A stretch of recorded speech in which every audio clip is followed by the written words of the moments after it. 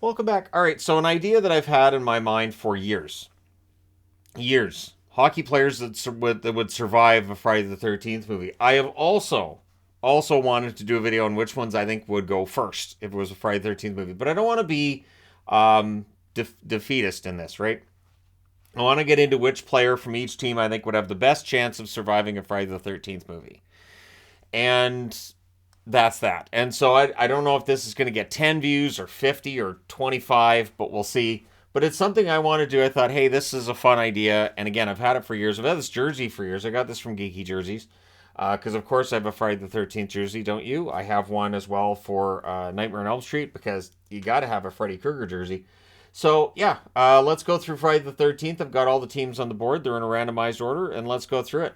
So we start off with Arizona. For Arizona, I have decided that Liam O'Brien is their best pick for a guy. Now, Lawson Krause is there too. I admit there are going to be some honorable mentions in this, but I'm going with Liam O'Brien. You know, the guy knows how to throw a punch. Tough player. He's not like a top six guy, so you know he's able to scrape things together. I'm looking for players that are resourceful too. It's not just the tough guys, so don't look for just tough guys on this board because that's not how it works. Surviving a Friday the 13th movie isn't about being buff or tough. In fact, the guy who's really buff and lifts weights in the Friday the 13th movie, he's going out relatively early, usually. But for this video, for what I'm doing here, I'm going to allow the idea that they'll survive. Carolina, I went with Stefan Nason. Why Stefan Nason? Because Stefan Nason never gave up. Never gave up on that NHL dream. And right now he's living it. After years of being up and down and in and out of the lineup and healthy scratch and in the AHL, and now he's an NHL regular. He's getting power play time. He's shown extreme resilience. And that resilience can be very useful when you've got the 7'8" hockey mask wearing Jason Voorhees chasing. He's not that big, but they make it look like he's that big in the movies. Kane Hodder was a big guy, sure, is a big guy. I can't say, no, I don't want Kane Hodder tracking me down. It scares me to death. But, you know, Kane Hodder wasn't like 7'8" or anything like that. But they definitely frame it that way in the movies.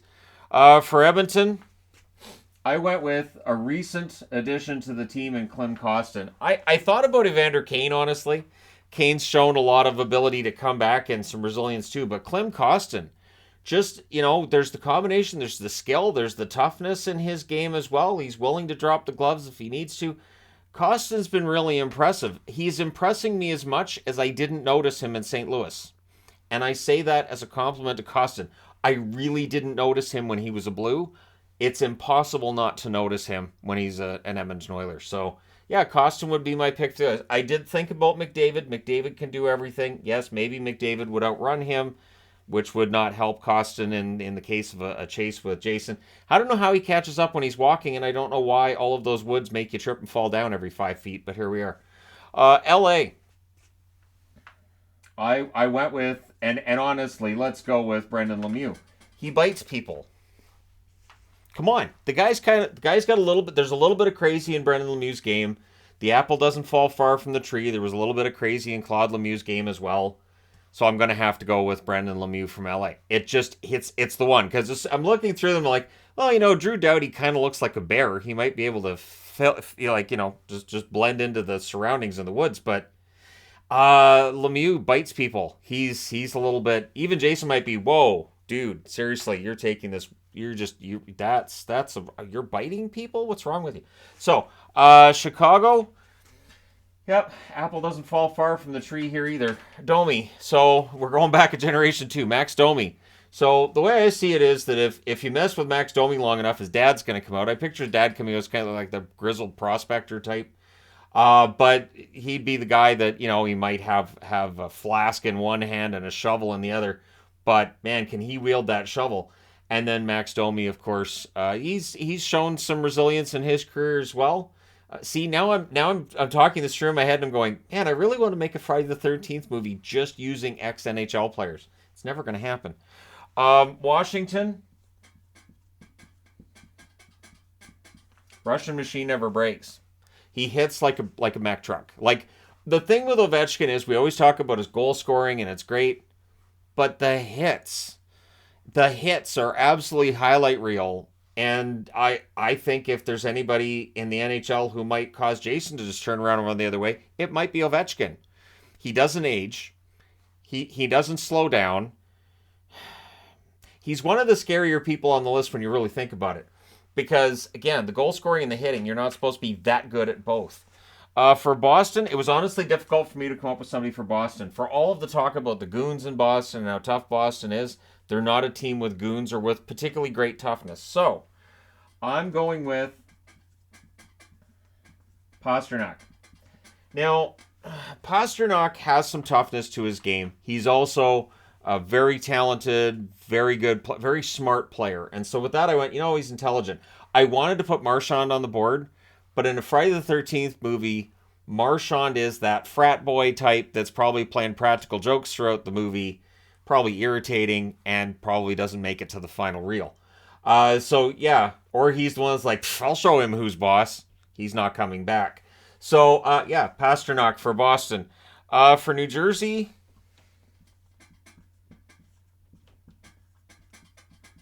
with Jonas Siegenthaler. Why Siegenthaler? His defense is absolutely fantastic. His game's almost perfect. Honestly, I think Siegenthaler might be the New Jersey Devil has the best chance. I thought about Miles Wood. I thought about Jack Hughes, too, because speed, right? Speed's important. If he can't catch you, he can't kill you.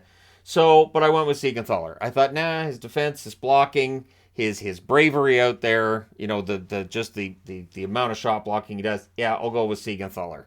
So again, there are no right or wrong answers. I can't wait to find out the wrong answers in the comment section. For the Rangers, there's only one Ranger. There's only one Ranger that can end up on this list. There is no other Ranger that can end up on this list, and that's Ryan Lindgren. The man he's a cyborg. I talked about this in last year's playoffs. I've talked about this for years now. Ryan Lindgren just never takes time off due to pucks in the face, broken bones, things. Just nothing would stop him. He might be really beat up by the final reel of that movie. He might be barely walking at the end of that movie. But the point is, Jason's not. So that's where I would see things with Lindgren. I think Lindgren might be one of those guys that might be able to have Jason go, you know what, I'm just going to retire. I'm just going to find a nice place in Florida. We're ending with Florida. And I'm just gonna retire. I did at one point write a short story about Jason Voorhees' retirement. I was the one that thought it was funny. All right. Jason in an old folks home, it just rates itself. For San Jose, I went with power for this one. I went with Gadjevich. Gadjevich, a tough player, an underrated player on some level as well. He can play a regular shift. I will say that it's too bad Vancouver doesn't have him in their bottom six anymore. I will go that far. But yeah, Gadjevich, he does give you that edge, and he can throw. He can throw punches when he needs to, and so, yeah, I have Gadjevich there for San Jose. For Tampa, now, I thought about Corey Perry, but it has to be Pat Maroon, the one-man dynasty. Stanley Cup rings 3 years straight. He is the only dynasty. And, I mean, he can drop the gloves as well. He's definitely tough enough. I think he's a smart player, too. You can't be in the NHL as long as he's been without having some intelligence to your game. You can't play that bottom six role year after year after year if you don't intelligently play the game. So it's a combination of intelligence and his physical ability. I'm like, yeah, Maroon's the guy. For Vegas, it would be Robin Lehner if Lehner was playing this year. Lehner's not playing this year. And it's too bad because just looking at Lehner and just that intensity, no. So I'm going with Martinez. I'm going with Martinez because he blocks everything. So, blocks everything. I could see him in a Friday the 13th movie just gearing himself up from head to toe in various vests and shields and guards, and just Jason tires himself out. And then you just kind of push him over. So, you rope-a-dope Jason Voorhees. If anybody could do it, I would think Martinez would probably be the guy. For Anaheim, there's various players I could have picked, but I'm going with John Gibson, who has taken more of a beating the last 3 years than John Gibson. John Gibson's numbers have come down because he's getting about 80 pucks fired at him every 10 minutes. So that'll wear down a goaltender. So he's already been Anaheim's goaltender through a very tough time. I would think that a time at Camp Crystal Lake, it might be a little bit of a break for him. At least then he's not facing 80 pucks every 10 minutes. So I went with Gibson. He's proven he has toughness by staying behind that defense and never once putting his hands in the air and going, I'm done. I don't know what your deal is, but it's not defense, and I'm out of here. Detroit. Yeah, Detroit. There was only one I could put in here because lately Rasmussen's been really impressing me with his strength. Just his ability to take the puck. Just he's so strong. And he's really grown into his role. So this is why you don't give up on young players. Rasmussen is really a solid player. And again, that power, that net drive that he started, if the goals start going in for him at the rate that I think they can, he's going to be one of those guys who surprises us someday as a 25 goal scorer. I think that's there. So I went with Rasmussen. For Montreal, I'm really glad you guys can't see how I tried to write out Jack-Eye. Jack-Eye trying to write it on paper with ink and a pen, your hand goes, that's not how that's spelled. And so it tries to just spell it completely different. But Arbor Jack-Eye has become this whole entity in Montreal. And he can kind of do everything. Like, the offensive numbers are kind of a surprise. He's tough as hell. He's a very good defenseman, I think. I know there's been times where he's been a healthy scratch here and there. But I like Jack-Eye. I think there's a lot of potential there. And, yeah, I mean, other than the fact that you almost have a seizure trying to write that out because it doesn't look like Jack-Eye. It looks like you spelled Jack-Eye backwards. But at any rate, yeah, I like the player. And I think in a Friday the 13th situation, while I don't mind Brendan Gallagher's chances, I kind of have Gallagher in the same vein as Marchand. As kind of the, yeah, no, I'll go check that. No, I'll do this myself. I'll handle this myself. He's not coming back either. Why did we let him follow Brad? Pittsburgh.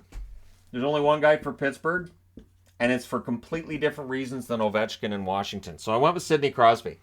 Crosby defeats everything. He's won the Stanley Cup. He's won Olympic gold. He's won everything he's had to win in his career.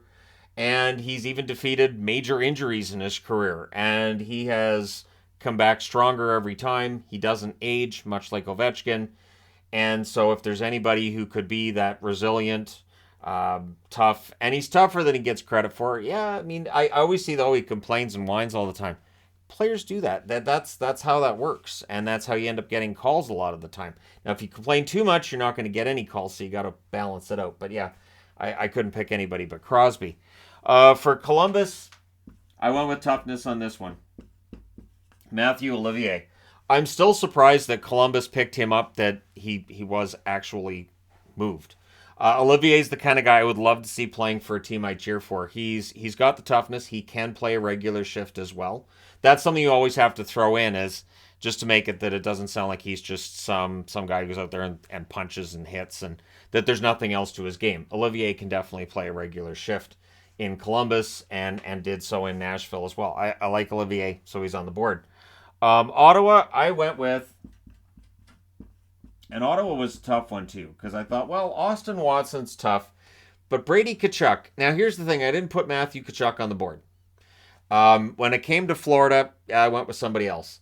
But with Ottawa, they're a team that's younger, and they're a team that doesn't have a lot of toughness in their lineup. But Brady Tkachuk, I think somehow, some way, if you put that lineup as a Friday the 13th cast, he ends up surviving.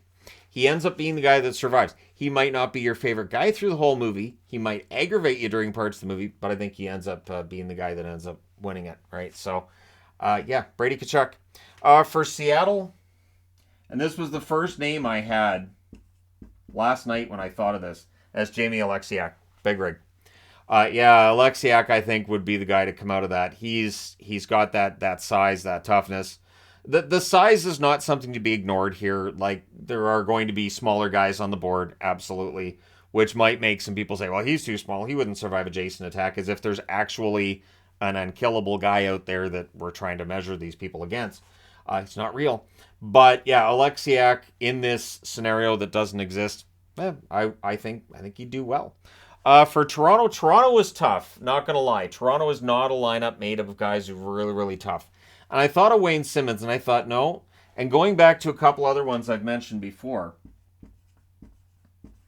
the resurrection of Matt Murray's career has been fantastic. So he's already proven he can resurrect himself, which is something Jason's done 16 times. Like, I'm kidding, it's not that many, but it's not that far off. If you include the reboot as part of it, which I know people didn't like the reboot. I was the only one that liked the reboot. I'm sorry, I must have killed the franchise. So, I thought the reboot was much better than the original movie. The original movie's not very good. Kevin Bacon aside and all. But yeah, Matt Murray, it has been a great comeback year for him. And he was left for dead last year. And so I thought, you know what? And he's won Stanley Cups. Yeah, and he's shown before that he can come back from seemingly from the dead. So I went with Matt Murray. For Vancouver was not that difficult. One thing that Vancouver's gotten right this year is the addition of Dakota Joshua. Now, he hasn't been the third liner as management said they envisioned before the season started. Fourth liner mostly, but he's tough. He plays well, and I think there's a little bit of skill in there too. There's enough skill sprinkled in there. Sort of reminds me of Zach Kassian a little bit, and then there's enough skill in there that you want to see if he can play more minutes. But yeah, again, in a Friday the 13th situation, I think if I was around the Canucks, Joshua was the guy I'd be shadowing around, which means I'm gone too. If I'm hiding behind people, I'm done. So don't bet on me. Just because I've seen all the movies multiple times doesn't mean I'm surviving anything. For Winnipeg, Lowry. So how many guys on this board are multiple generation National Hockey Leaguers? For Lowry, honestly, he's one of my favorite members of the Jets now. The more I watch the Jets, the more I appreciate Lowry. He's tough. He has a little bit of everything in his game. And in a situation where you have to be smart and you have to be resourceful to survive, I think Lowry'd have a good chance. So we get into the final column. We'll go with St. Louis. With St. Louis, Bennington. He's a goaltender, so he already has the mask. We know he has the temper. He's not afraid of anything by the looks of things either, and he plays outside the rules often enough that in a movie situation like this, where you're running away from a guy with the hockey mask, he might come up with a really creative way to deal with the situation. And at any rate, I thought, yeah, I'll put up Bennington. That'll lead to some comments. I understand, but honestly, I think I would kind of give that to Bennington. For Calgary, it's only one guy for Calgary. Lucic. If there's an NHLer that could just bop him right in the mask and say, turn around and get out. Leave our camp alone. Now. It's Milan Lucic. We're trying to have a nice sing-along. Right in the head. Jason lowers his head, drops the machete, and walks away. And then you hear that really sad music from the Incredible Hulk series from back in the late 70s, early 80s. Classic music. All right. So, Lucic is the guy for Calgary. For Detroit, or for Dallas, Dallas was tough. They're not a really physical team usually. I wanted to put Pavelski, and then I thought, yeah, but Pavelski, there's no penalty minutes there. Like, there's not that edge. So I went with Marchment. Marchment has the edge. He does. Does he have a little bit too much of an edge at times? Yep. What's his last name again? Right, Marchment. So again, these second-generation NHLers, there's a little bit of an edge there. I would guess they're raised that way. That this is kind of in their game because their dads tell them, listen, if you want to survive in the National Hockey League, you're going to have an edge to your game, something that makes you tough to play against. Meaning, in the situation we're talking about here with Friday the 13th, makes it harder to pick you off one by one. You may not be one of the ones that get picked off. So for Philadelphia, I'm going with toughness for Philadelphia. And honorable mention to Zach McEwen because, yeah, obvious reasons here. But Nick Delorier. Nick Delorier is, I think, still one of the few enforcers left. I think he's one of the better enforcers in the NHL. He is a legitimate enforcer. And so, yeah, I'm going with Delorier on this one. Tough. He's better than he gets credit for at the NHL level as well. I know that when he gets like a little bit of a rush chance and a big shot, you'll hear the announcers like, that was Delorier. Yeah, it is kind of a surprise, but he does have that side to his game as well. So yeah, I'm going to take Nick Delorier from Philadelphia. Again, you guys can let me know why Zach McEwen instead of Delorier, or why Delorier instead of Zach McEwen, maybe a tail of the tape, that kind of thing. And then for Buffalo,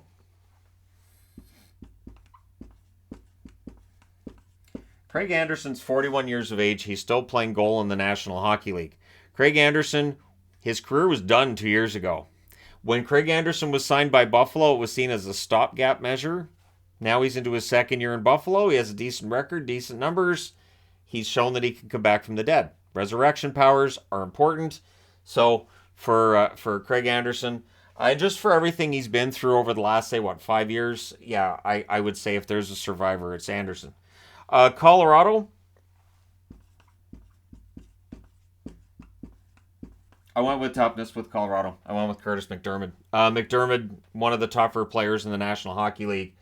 There are guys in the league that players don't really want to fight with based on reputation. That goes back decades. One thing that was said about enforcers, I'm trying to remember what it was said, was you know when they're really respected because they don't have to fight anymore. They basically just have to look you off, and you're like, okay, all right, he's ticked, so we're just going to stop bothering Mr. Nice Tall Big Man there. And so for McDermott, I'm not saying he's at that level, but that's why I don't really measure who fights the most necessarily for toughness, because there may be times where guys say, you know what, I'm not gonna fight him. The New York Islanders. Now the New York Islanders, I could have put up that whole identity line basically, but I have to pick one. So I went with Casey Cizikas. Feisty, bottom six forward, plays a very useful role with the New York Islanders. And again, in this situation where I'm asking myself, all right, so it's the middle of the night, these guys are all getting attacked. Who's the guy who's going to outthink the attacker and anticipate the next move and get out of dodge? I would go with Cizikas. For Nashville, I went with, he may not be having a great sophomore year, but I wouldn't bet against Tanner Chanel. I wouldn't bet against Saros either. Did you know he's 5'11"? It only gets mentioned 46 times every single game that Nashville plays if you're watching a feed that's not the Nashville feed. His height gets mentioned so much. I do wonder if that's something that he's tired of hearing about, but I wanted to put Saros here, but yeah, I would go with Jeannot. Jeannot is legitimately one of the tougher players, and he's got a lot of skill as well. The skill's not showing through as much this year as last year. I still think that's going to show up. I guess it's just going to be delayed by a year. Now, Minnesota was tough. Minnesota, I thought, well, obviously it's Ryan Reeves. And then I started looking down the list. Reeves deserves an honorable mention, and I'm sure there will be people who say, well, it should be Reeves. However, I got to go with Marcus Foligno. Foligno seems to be getting better as he gets older. He's becoming a more and more important player to the Minnesota Wild as he gets older as well. Player that I really enjoy. He's playing well despite injuries he's had over the years. I like his endurance. I like his skill level. He does have the toughness as well. So I kind of like Foligno for this one. So ending things off with Florida. And for Florida, I thought about Tkachuk, but I thought, you know, it is really hard not to put Radko Gudas' name up. It has to be Gudas.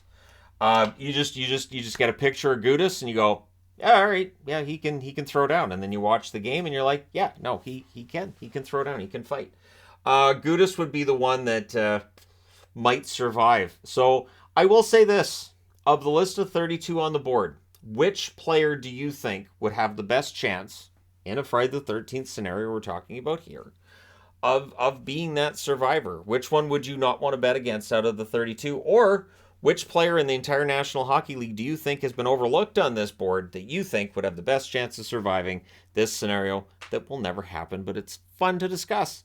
So let me know your thoughts in the comments section below as always. Don't forget to hit like and subscribe if you're browsing your way through, you just happened upon this video. Thank you guys so much for watching, for all your support. I will talk to you again soon.